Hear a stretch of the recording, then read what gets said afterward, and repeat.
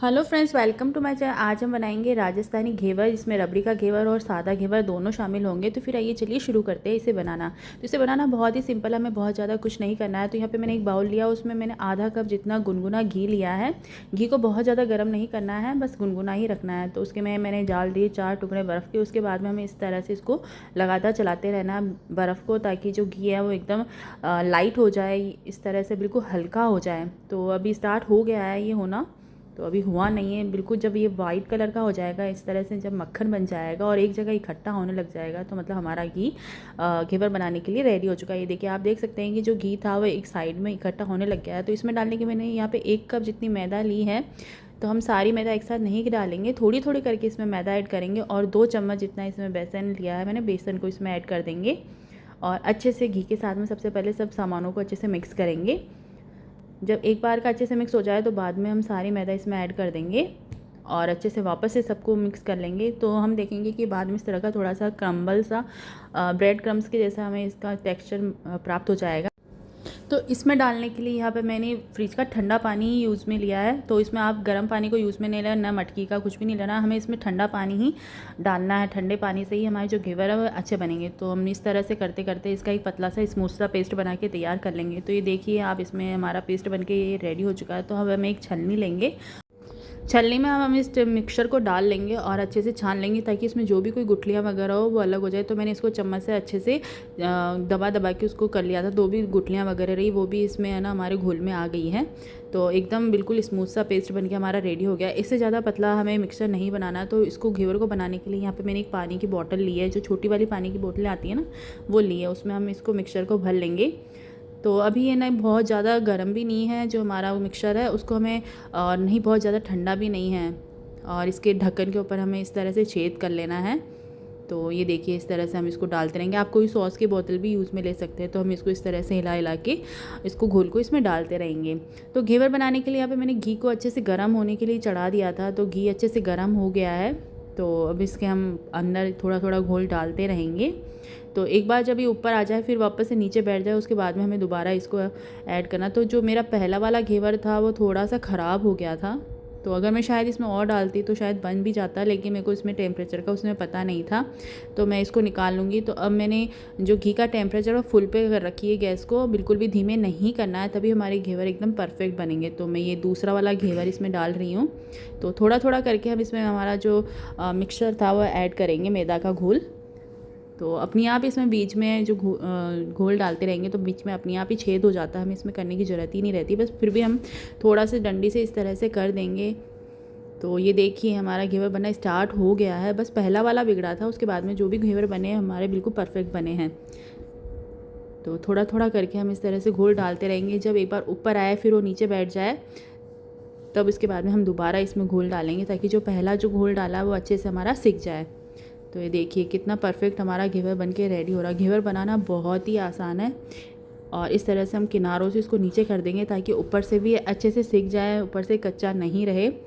तो इसको बनाने में मुझे 5 मिनट लगे हैं। ये देखिए, हमारा घेवर अपने आप ही निकल जाएगा, ये कहीं से चिपकेगा भी नहीं।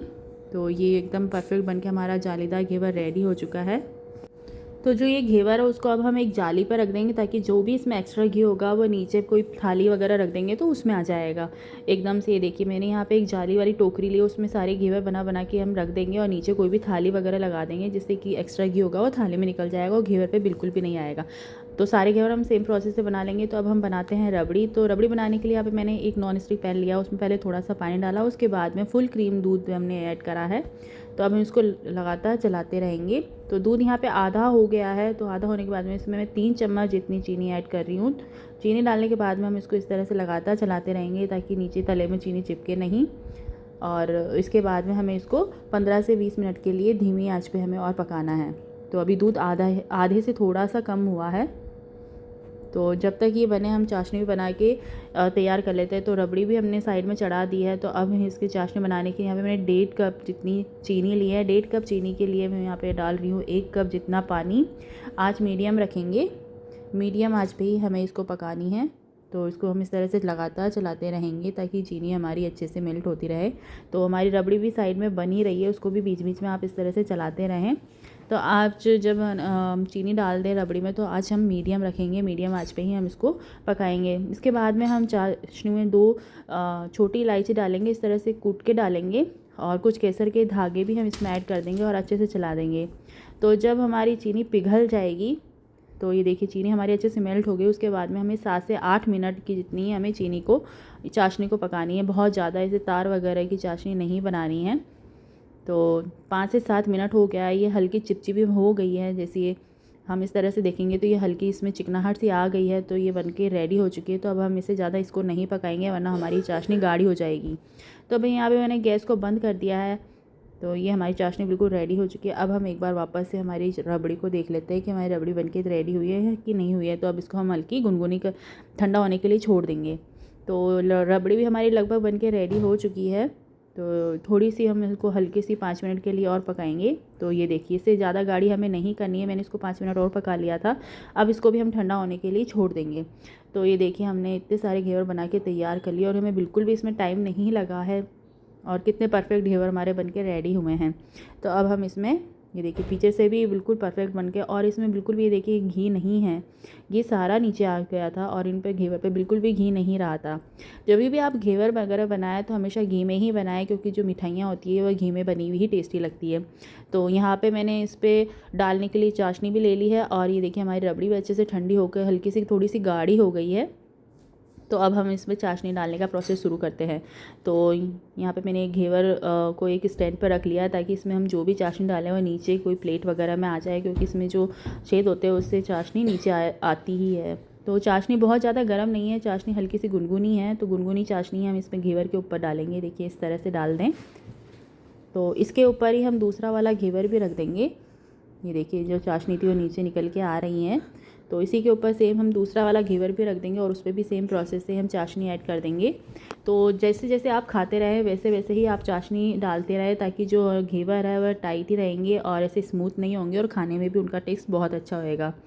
तो जो यहाँ पे मेरे को जितनी चाहिए तो उतना मैंने घेवर पे चाशनी लगा ली। उसके बाद में हम इस तरह से रबड़ी ऐड कर देंगे, एक घेवर के ऊपर अच्छे से डाल देंगे। तो यहाँ पे बहुत ज़्यादा मोटी लेयर भी नहीं लगाएंगे, तो बहुत ज़्यादा पतली वाली भी नहीं लगाएंगे, ठीक ठीक हम इस पर रबड़ी लगा देंगे। इसके बाद में यहाँ पे मैंने कुछ पिस्ता कतरन और बादाम कतरन से इसको गार्निश किया है, और कुछ केसर के धागे भी इसके ऊपर डाल दिए हैं, जिससे कि खाने में इसका टेस्ट बहुत अच्छा है। ये देखिए हमारा रबड़ी वाला घेवर भी रेडी हो चुका है। और अगर आपने अभी तक मेरे चैनल को सब्सक्राइब नहीं किया है तो चैनल को सब्सक्राइब भी ज़रूर कर लीजिए। और मेरे अभी चैनल पे 25,000 सब्सक्राइबर भी पूरे हो गए हैं, तो इस खुशी में भी मैंने घेवर बनाया। और 30 त्यौहार तो राजस्थान में आने ही वाले हैं। तो ये सादा चाशनी वाला घेवर है, और रबड़ी वाला घेवर आपको कैसा लगा मुझे कमेंट करें।